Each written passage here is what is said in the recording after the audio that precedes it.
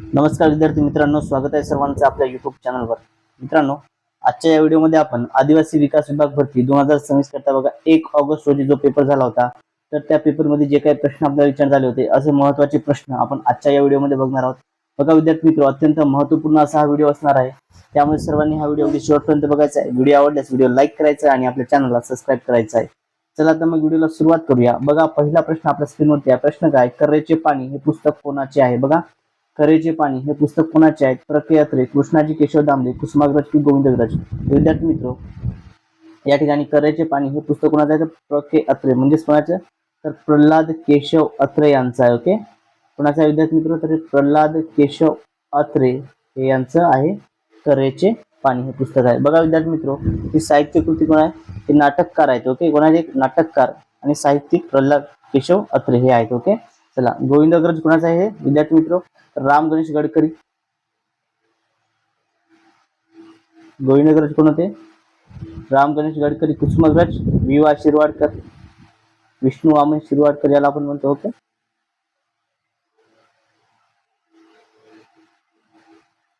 चला यानंतर next question बघा। पुढचा प्रश्न काय? लंकेची पार्वती म्हणजे काय? तर लंकेची पार्वती कोणाला म्हणतात विद्यार्थी मित्र?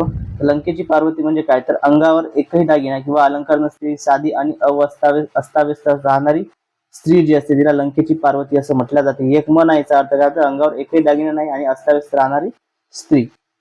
यानंतर क्ष किरणांचा शोध कोणी लावला? बघा, क्ष किरणाचा शोध कोणी लावला असा प्रश्न विचारलाय। तर क्ष किरणाचा शोध विद्यार्थी मित्र या ठिकाणी कोणी लावला सांगा बरं?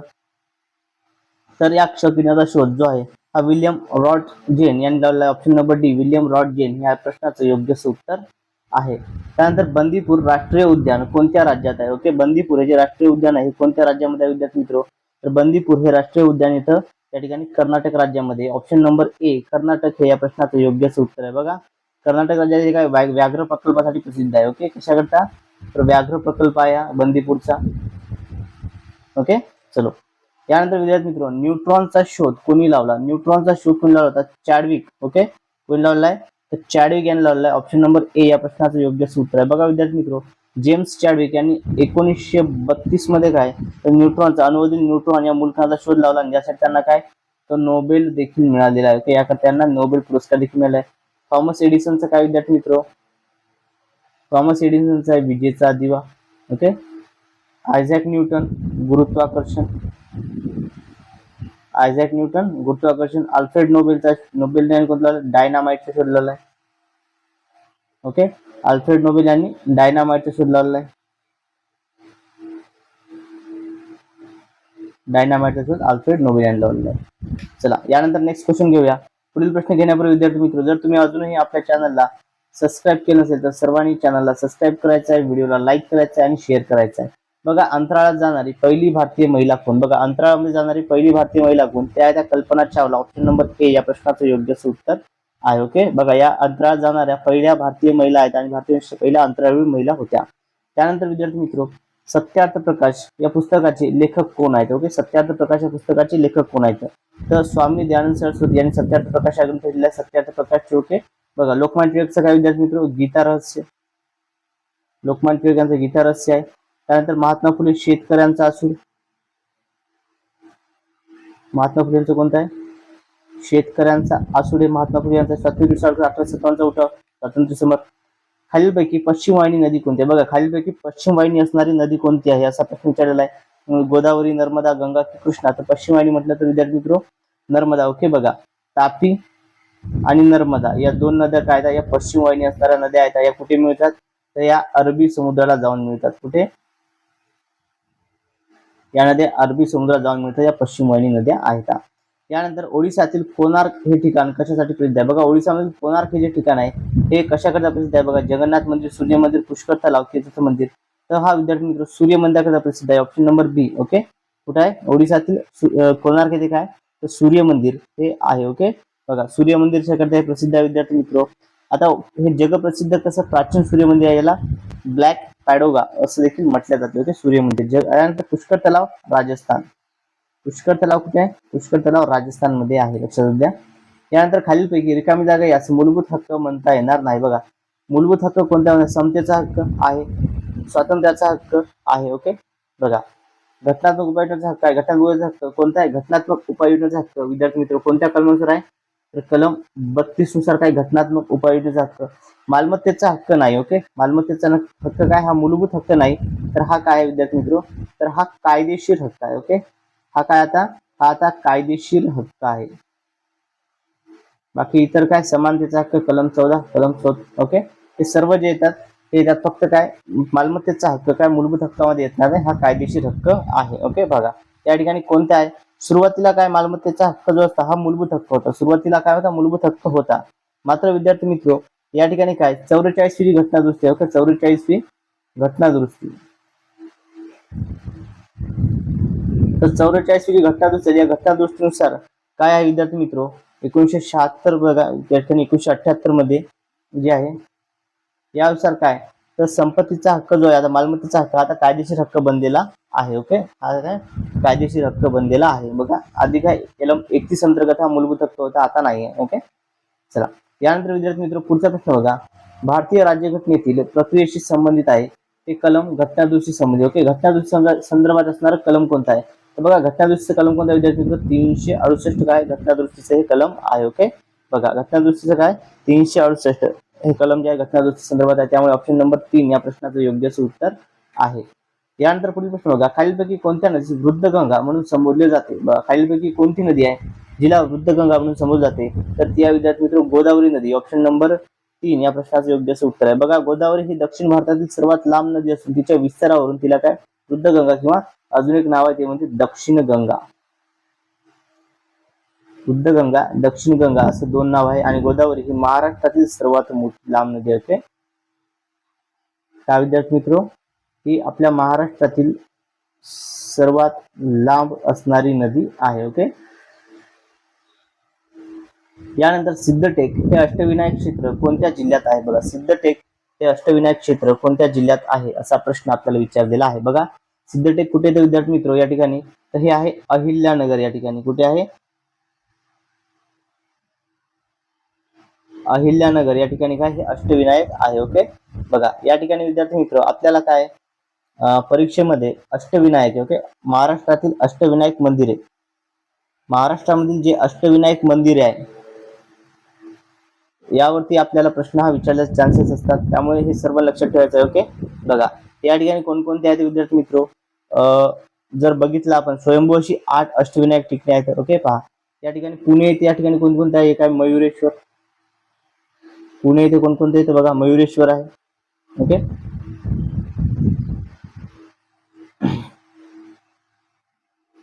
त्यानंतर गिरिजात्मक विघ्नेश्वर,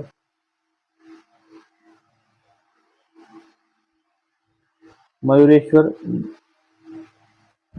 गिरिजात्मक विघ्नेश्वर हे जे आहेत विद्यार्थी मित्र हे पुणे जिल्ह्यामध्ये. त्यानंतर रांजणगावचा महागणपती.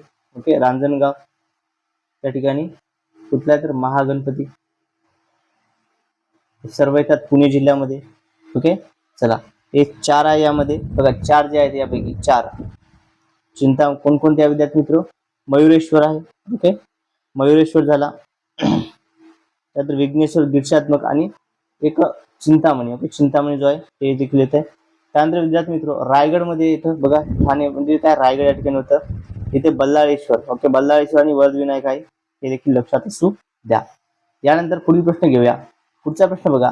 ग्रामसभेचे अध्यक्षपद कोण भूषवतो? ओके, बघा जी ग्रामसभा असते ग्रामसभेचे अध्यक्ष कोण भूषवत असतात? तर ते सरपंच भूषवत असतात. ऑप्शन नंबर 3 सरपंच हे या प्रश्नाचं योग्य उत्तर. बघा ग्रामपंचायतीच्या किंवा ग्रामसभेच्या बैठकीचे अध्यक्षपद हे गावचे सरपंच भूषवत असतात आणि त्याच्या अनुपस्थितीमध्ये उपसरपंच हे पद भूषवत असतात. यानंतर पुढील प्रश्न बघा. भारतातील रिकाम्या जागा राज्यात सर्वाधिक कॉफी उत्पादन होते? बघा भारतातील कोणत्या राज्यामध्ये सर्वाधिक कॉफीचे उत्पादन होते?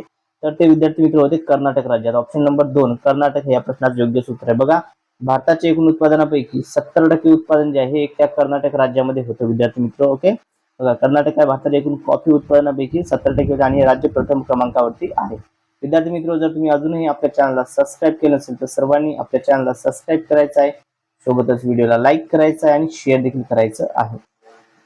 त्यानंतर पुढील प्रश्न बघा. पुढचा प्रश्न काय? भारतातील अतिपूर्वेकडील राज्य कोणते आहे? बघा अतिपूर्वेकडील राज्य म्हटलं आहे तर ते आहे Arunachal Pradesh. Option number 2. Okay, हे भारताच्या अति उत्तरेकडील. ओके, उत्तरेकडील म्हणजेच काय पूर्व भागात अतिपूर्वेकडील राज्य आहे आणि यामध्ये काय तर सर्वप्रथम सूर्योदय होतो. यामध्ये काय होतं विद्यार्थी मित्र, सर्वप्रथम सूर्योदय. ओके, सूर्योदय जे आहे सर्वप्रथम कोणत्या राज्यात होतो, तो अरुणाचल प्रदेशमध्ये होत असतो. त्यानंतर भारतीय राष्ट्रीय काँग्रेसच्या पहिल्या महिला अध्यक्ष म्हणून कोणाचा नामोल्लेख केला जातो? बघा, राष्ट्रीय काँग्रेसच्या काय पहिल्या महिला अध्यक्ष कोण होत्या? तर त्या होत्या विद्यार्थी मित्र अॅनी बेझंट. ऑप्शन नंबर 4 आहे या प्रश्नाचं योग्य उत्तर आहे. ओके, बघा विद्यार्थी मित्र, कधी झाल्या होत्या? 1917 मध्ये जे आहेत अॅनी बेझंट या राष्ट्रीय काँग्रेसच्या अध्यक्ष ठरल्या होत्या. ओके, बघा यानंतर पुढील प्रश्न बघा, पुणे कराराशी संबंधित असणारे नेते म्हणून कोणाचा नाम निश्चित? बघा, पुणे करार जो आहे विद्यार्थी मित्र, पुणे करार कोणाकोणामध्ये झाला होता? बघा, पुणे करार जो आहे हा कधी झाला होता? हा झाला होता विद्यार्थी मित्र 1932 मध्ये. ओके, पुणे करार कधीचा आहे? 1932 चा आहे, 24 सप्टेंबर 1932. ओके, पुणे येथील कुठे? येरवाडा जेल, पुणे येथील येरवाडा जेलमध्ये हा झाला होता.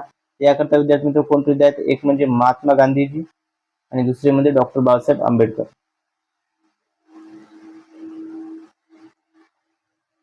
ओके, महात्मा गांधीजी आणि डॉक्टर बाबासाहेब आंबेडकर. त्यामुळे त्या ठिकाणी महात्मा गांधी आणि doctor Babasaheb Ambedkar option number 1 या प्रश्नाचं योग्य उत्तर आहे.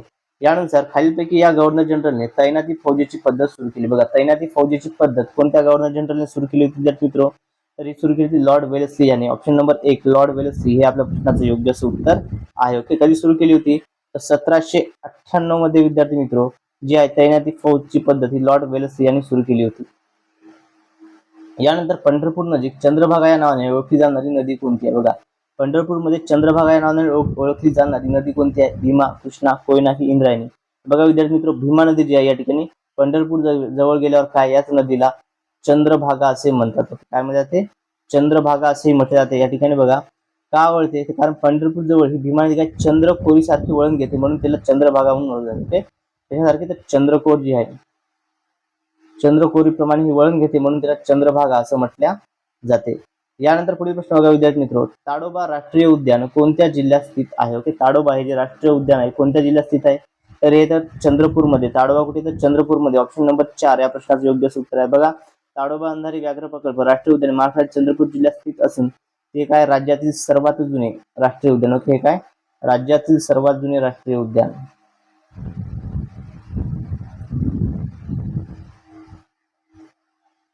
राज्यातील सर्वात जुने राष्ट्रीय उद्यान आहे. यानंतर पुढील प्रश्न बघा, 42व्या घटनादुरुस्तीमुळे भारतीय राज्यघटनेत या शब्दाचा समावेश करण्यात आला. बघा, 42वी जी घटनादुरुस्ती विद्यार्थी मित्र होती त्यानुसार कोणत्या शब्दाचा समावेश करण्यात आला? तर बघा, 42व्या घटनादुरुस्तीनुसार साम्यवादी आणि समाजवादी व धर्मनिरपेक्ष या 2 शब्दाचा समावेश करण्यात आला. ऑप्शन नंबर 4 हे या प्रश्नाचं योग्य उत्तर आहे. बघा विद्यार्थी मित्र, 42वी घटनादुरुस्ती जी आहे, ओके, 42वी घटनादुरुस्ती जी आहे ही कधी झाली होती? तरी 1976 मध्ये जी आहे 42वी घटनादुरुस्ती झाली होती. आणि यानुसार काय तर भारतीय राज्यघटनेचा जो सरनामा आहे त्याच्यामध्ये समाजवादी, धर्मनिरपेक्ष आणि अखंडता. ओके, कोणते बघा, समाजवादी, धर्मनिरपेक्ष, अखंडता हे 3 शब्द जे आहेत विद्यार्थी मित्र समाविष्ट करण्यात आलेली होते. ओके, चला यानंतर पुढील प्रश्न घेऊया. पुढचा प्रश्न बघा, महाराष्ट्रात त्रिस्तरीय पंचायत पद्धती कधीपासून अंमलात आली? बघा, महाराष्ट्रामध्ये त्रिस्तरीय पंचायत पद्धती कधीपासून अंमलात आलेली आहे?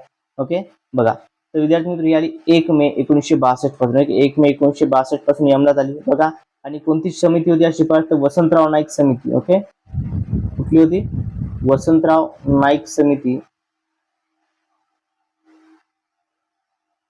या समितीची शिफारस होती विद्यार्थी. या शिफारसीनुसार काय तर 1 मे 1962 पासून महाराष्ट्रामध्ये त्रिस्तरीय पंचायत राज पद्धती अधिकृतपणे अंमलात आणल्या गेली.